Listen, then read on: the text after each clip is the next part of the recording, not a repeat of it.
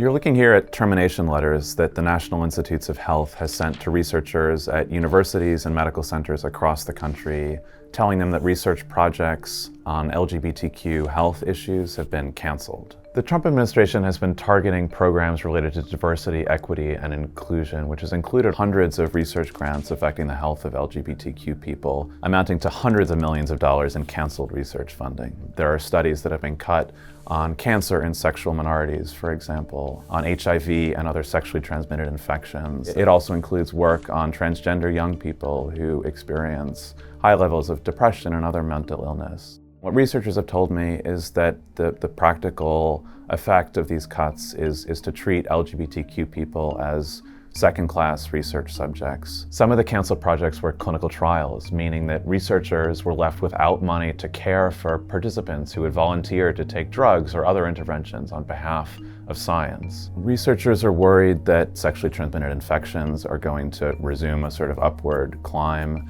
and that we're going to understand much less about LGBTQ people, who make up about 10% of American adults. There have been several lawsuits challenging the terminations on the grounds that the rationale the Trump administration has offered goes well beyond the sort of narrow legal justifications for canceling a grant. When I talked to allies of the Trump administration, they said that these cuts were necessary because studies, especially on transgender people, had become too ideological, and that the field of LGBTQ health as a whole needed a sort of reset. When I talked to scientists about those same cuts, they argue that many of the canceled projects, including those on transgender people, were careful, rigorous studies of health problems in a population that is in need of far greater attention from medical science. One person who was studying cancer in sexual minorities told me that this looked unmistakably to him like bigotry in science.